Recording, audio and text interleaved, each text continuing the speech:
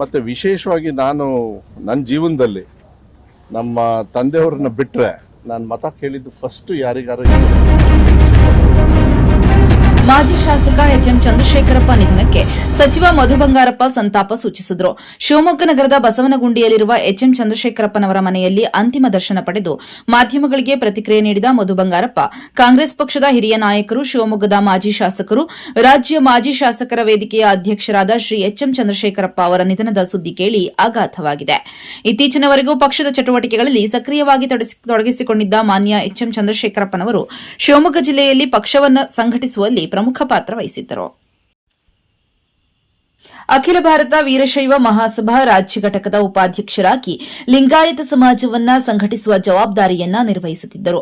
ಶಿವಮೊಗ್ಗ ನಗರಸಭೆಯ ಸದಸ್ಯರಾಗಿ, ಅಧ್ಯಕ್ಷರಾಗಿ ಶಿವಮೊಗ್ಗ ನಗರಕ್ಕೆ ಅಪಾರ ಕೊಡುಗೆ ನೀಡಿದ ಶ್ರೀಯುತರು ಸುಮಾರು 10 ವರ್ಷಗಳ ಕಾಲ ಜಿಲ್ಲಾ ಕಾಂಗ್ರೆಸ್ ಅಧ್ಯಕ್ಷರಾಗಿ ಪಕ್ಷವನ್ನ ಬಲಪಡಿಸಿದ್ದರು.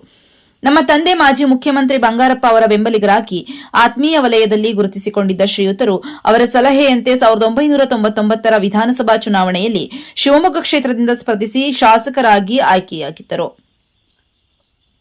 ತಮ್ಮ ಪ್ರತಿಸ್ಪರ್ಧಿಯಾಗಿದ್ದ ಬಿಜೆಪಿಯ ಹಿರಿಯ ನಾಯಕ ಕೆಎಸ್ ಈಶ್ವರಪ್ಪ ಅವರನ್ನು ಸೋಲಿಸಿದ ಕಾರಣಕ್ಕೆ ರಾಜ್ಯದ ಗಮನ ಸೆಳೆದಿದ್ದರು. ಶ್ರೀಯುತ ಚಂದ್ರಶೇಖರಪ್ಪ ಅವರು ಅಪ್ಪಾಜಿಯವರೊಂದಿಗೆ ಮಾತ್ರವಲ್ಲದೆ ನನ್ನೊಂದಿಗೂ ರಾಜಕೀಯ ವಿಷಯಗಳ ಕುರಿತು ಚರ್ಚಿಸುತ್ತಾ ಮಾರ್ಗದರ್ಶನ ನೀಡುತ್ತಾ ಅಪ್ಪಾಜಿಯವರೊಂದಿಗೆ ಕಳೆದ ಆತ್ಮೀಯ ಕ್ಷಣಗಳನ್ನು ಹಂಚಿಕೊಳ್ಳುತ್ತಿದ್ದರು.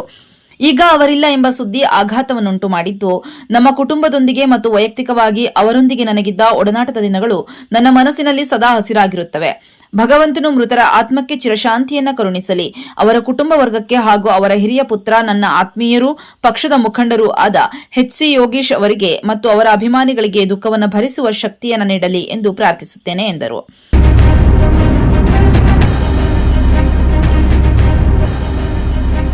ಒಂದು ಸಣ್ಣ ಬ್ರೇಕ್ ನಂತರ ಮಧು ಬಂಗಾರಪ್ಪ ಏನ್ ಹೇಳಿದ್ರು ಕೇಳೋಣ ಬನ್ನಿ.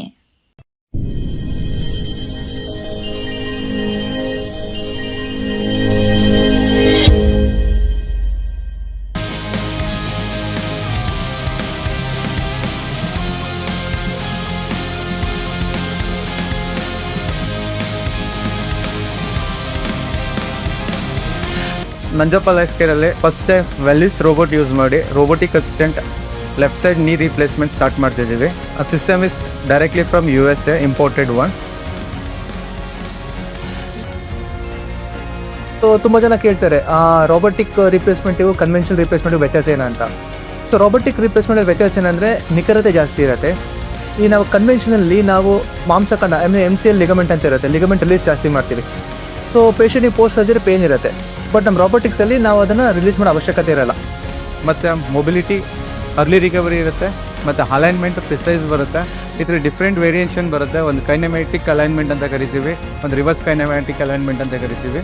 ಸೊ ಈ ಸಿಸ್ಟಮ್ ನಮಗೆ ಸರ್ಜನ್ಸ್ಗೆ ರಿಯಲ್ ಟೈಮ್ ಇಮೇಜಿಂಗ್ ಕೊಡೋದ್ರಿಂದ ನಮಗೆ ಎಷ್ಟು ಆ್ಯಕ್ಯುರೇಟಾಗಿ ಬೋನ್ ಕಟ್ ಮಾಡಬೇಕು ಮತ್ತು ಎಷ್ಟು ಆ್ಯಕ್ಯುರೇಟಾಗಿ ಹ್ಯಾಂಗಲಲ್ಲಿ ಇನ್ಸಿಷನ್ ತಗೋಬೇಕು ಅನ್ನೋದಕ್ಕೆ ಹೆಲ್ಪ್ ಆಗುತ್ತೆ.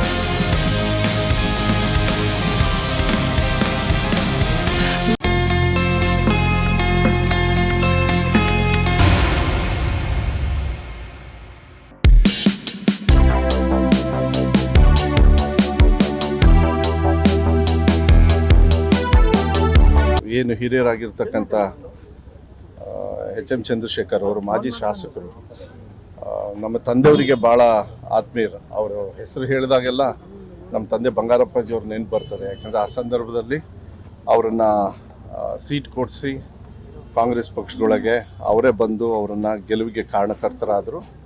ಮತ್ತು ವಿಶೇಷವಾಗಿ ನಾನು ನನ್ನ ಜೀವನದಲ್ಲಿ ನಮ್ಮ ತಂದೆಯವ್ರನ್ನ ಬಿಟ್ಟರೆ ನಾನು ಮತ ಕೇಳಿದ್ದು ಫಸ್ಟು ಯಾರಿಗಾರು ಇದ್ದರೆ ಅದು ಚಂದ್ರಶೇಖರ್ ಅವರಿಗೆ.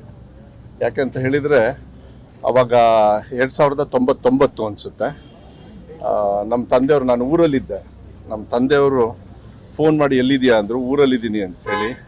ಸರಿ, ಅಲ್ಲೇನು ಹೋಗಲ್ಲಲ್ಲ ನೀನು, ಒಂದು ಪ್ಲ್ಯಾನ್ ಮಾಡು, ಶಿವಮೊಗ್ಗ ಬಾ ನೀನು. ಅಜೀಜ್ ಅಹಮದ್ ಅವರು ಅಧ್ಯಕ್ಷರು, ಅವರು MLC ಆಗಿದ್ರೇನೋ ನನಗೆ ನೆನಪಿಲ್ಲ, MLC ಆಗಿದ್ರು.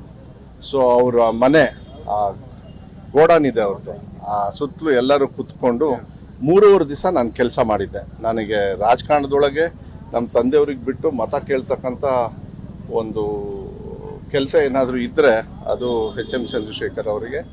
ಮತ್ತು ಭಾಳ ನೇರವಾಗಿ ನಮ್ಮ ತಂದೆಯವ್ರ ಥರನೇ ಸ್ವಲ್ಪ ನೇರವಾಗಿ ಮಾತಾಡ್ತಕ್ಕಂಥ ಒಬ್ಬ ನಾಯಕರಾಗಿದ್ದರು.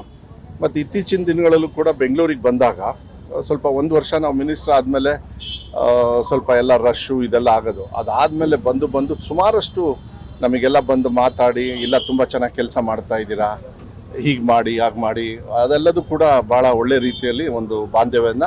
ಮತ್ತು ವಿಧಾನಸೌಧದಲ್ಲಿ ಅಸೆಂಬ್ಲಿ ಸೆಷನ್ಸ್ ನಡಿಬೇಕಾದ್ರೆ ಭಾಳ ಬರೋರು, ಅವರು ತುಂಬ ಓಡಾಡೋರು. ಆ ಟೈಮಲ್ಲೂ ಕೂಡ ನಾನು ಯಾವ ಮನೆಯಲ್ಲಿದ್ದೀನಿ ಅಲ್ಲಿ ಬಂದ್ಬಿಟ್ಟು ಮಾತಾಡಿಸಿ ಹೋಗ್ತಕ್ಕಂಥ ಒಂದು ಇದನ್ನು ಇಟ್ಕೊಂಡಿದ್ರು. ಬಟ್ ನಿಜವಾಗ್ಲೂ ಅವರು ಆ್ಯಕ್ಚುಲಿ ಈ ಥರ ನಮ್ಮನ್ನು ಅಗಲು ಹೋಗ್ತಾರೆ ಅಂಥೇಳಿ ನಾವು ಅಂದ್ಕೊಂಡಿರಲಿಲ್ಲ, ನಾನಂತೂ ಅಂದ್ಕೊಂಡಿರಲಿಲ್ಲ. ಆಗಲಿ ಅವ್ರ ಮಾರ್ಗದರ್ಶನ ಅವ್ರ ಮಕ್ಕಳಿಗೂ ಕೂಡ ಒಳ್ಳೇದಾಗಲಿ. ಯೋಗೇಶ್ ಅವರು ಮತ್ತು ಅವ್ರ ಬ್ರದರು ಅವರು ಕೂಡ ಶರಣ್ ಯೋಗೇಶ್ ಅವರು ನಮಗೂ ಭಾಳ ಆತ್ಮೀಯರು. ಅವರು ಕೂಡ ಒಂದು ಸಮಾಜ ಸೇವೆಯಲ್ಲಿ ಸಾಕಷ್ಟು ಕೆಲಸವನ್ನು ಮಾಡ್ಕೊಂಡು ಬಂದಿದ್ದಾರೆ.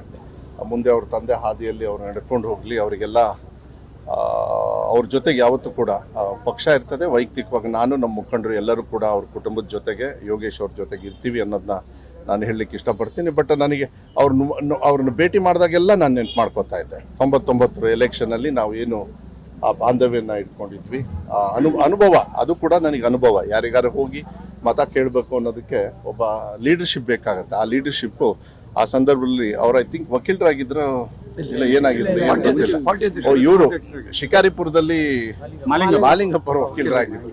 ಅದೊಂದು ನೆನಪಿದೆ. ಅದೇ ಸಂದರ್ಭದಲ್ಲಿ ಇಬ್ಬರಿಗೂ ಕೂಡ ಆಗಲಿ ಅವ್ರ ಆತ್ಮಕ್ಕೆ ಶಾಂತಿ ಸಿಗಲಿ, ಅವ್ರ ಕುಟುಂಬದ ಸದಸ್ಯರಿಗೆ, ಅವ್ರ ಅಭಿಮಾನಿಗಳಿಗೆ, ವಿಶೇಷವಾಗಿ ಅಪಾರವಾಗಿರ್ತಕ್ಕಂಥ ಅಭಿಮಾನಿಗಳಿಗೆ ದೇವರು ಶಕ್ತಿ ಕೊಡಲಿ ಅಂತ ಹೇಳಿ ನಾನು ಹೇಳಲಿಕ್ಕೆ ಇಷ್ಟಪಡ್ತೀನಿ. ಅವ್ರ ಮಾರ್ಗದರ್ಶನದೊಳಗೆ ಈ ಕಡೆ ಭಾಗದಲ್ಲಿ ರಾಜಕಾರಣ ಮಾಡೋದಲ್ಲಿ ಯಾವತ್ತೂ ಕೂಡ ಅವ್ರನ್ನ ನೆನೆಸ್ಕೊಳ್ತಕ್ಕಂಥ ಒಂದು ಆಸೆಗಳನ್ನು ನೆನೆಸ್ಕೊಳ್ತಕ್ಕಂಥ ಒಂದು ಮಾರ್ಗದರ್ಶನವನ್ನು ಇಟ್ಕೊಳ್ತೀವಿ.